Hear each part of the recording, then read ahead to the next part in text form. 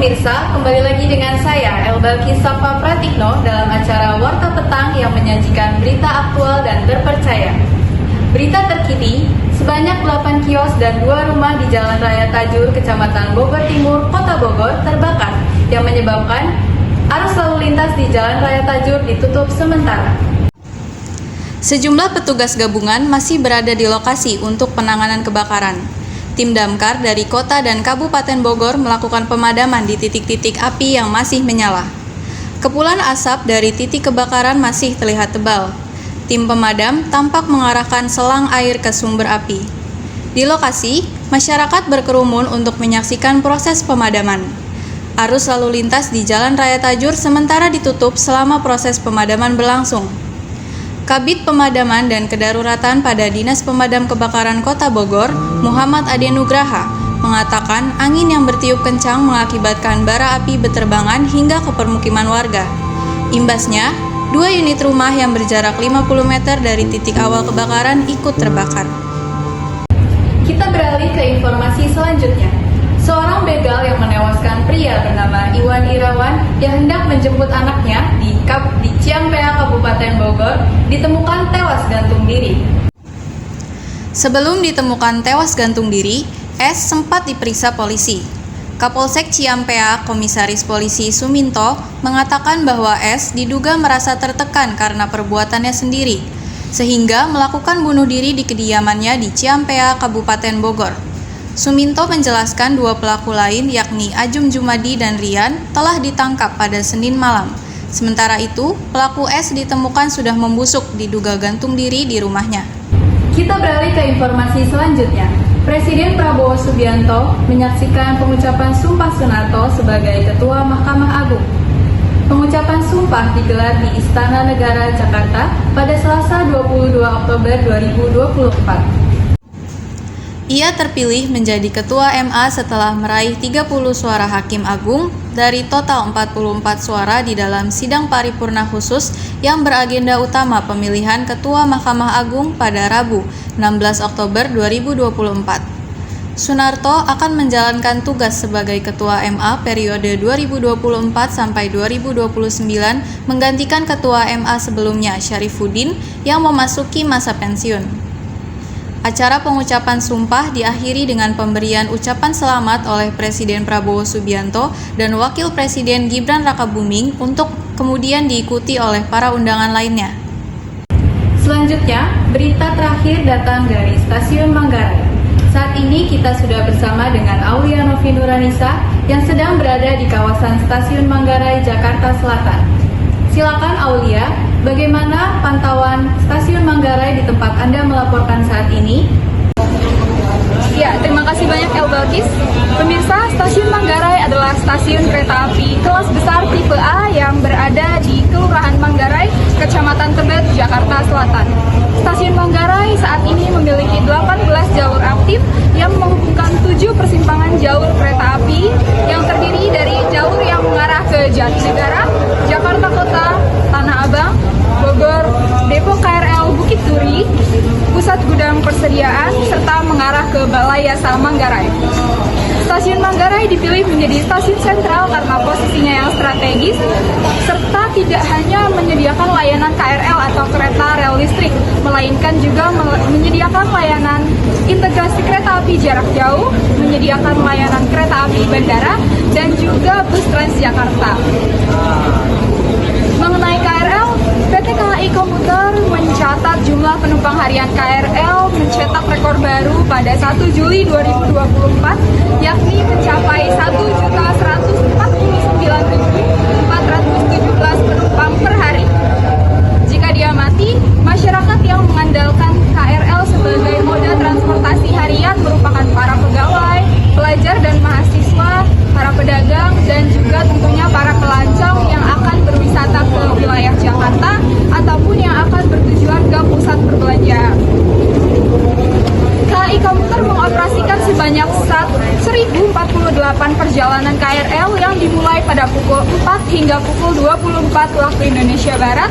Adapun jam sibuk stasiun rata-rata dimulai dari pukul 4 hingga dimulai dari pukul 5.30 hingga pukul 9 waktu Indonesia Barat di pagi hari dan mulai pukul 16 hingga pukul 19 waktu Indonesia Barat pada sore hari. Masyarakat Jabodetabek rata-rata menggunakan KRL sebagai moda transportasi harian, tidak lain karena tarifnya yang terjangkau serta metode transaksi yang beragam. Selain itu, tentunya waktu tempuh yang lebih singkat dibandingkan dengan transportasi lainnya. Selain itu juga, KRL merupakan transportasi yang ramah lingkungan, saudara, karena tidak menghasilkan emisi gas karbon. Hari ini Senin pukul 18:02 waktu Indonesia Barat, situasi di stasiun Manggarai terlihat ramai dan hampir padat, mengingat sudah memasuki waktu atau jam sibuk. Nah, untuk informasi yang lebih lanjut, saya sudah bersama dengan salah satu pengguna KRL. Baik, dengan siapa? Dengan Jidan. Baik, Kak Jidan, dari mana mau kemana nih Kak? Saya dari kampus UNJ ya, mau ke Bogor. Dari kampus UNJ mau ke Bogor. Kak Jidan sendiri, apa sih alasan kakak mengandalkan KRL sebagai moda transportasi harian?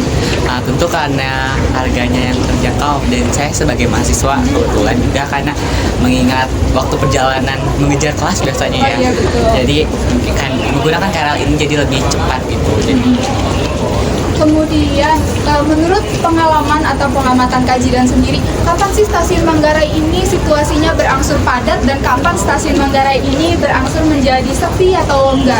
Oke, mungkin di jam-jam kerja dan pulang kerja ya, kayak misalkan pagi itu kayak subuh sampai jam 7 ke atas itu masih padat. Terus jam sekarang nih kayak pulang kerja dari pukul sore sampai habis maghrib tuh biasanya isya juga masih padat. Terus untuk yang luang mungkin di jam biasanya tuh 12 ke bawah gitu sampai jam 2 sampai di jam 2 siang ya maksudnya.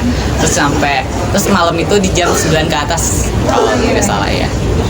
Menurut Kak Jidan, bagaimana sih fasilitas yang dimiliki oleh stasiun Manggarai ini sejauh ini? Nyaman sih karena AC dari KRL ini juga berfungsi, terus juga ada charger tempat itu. Meskipun menurut saya kurang banyak gitu loh di tempat-tempat ini, jadi kayak harus nyari-nyari dulu.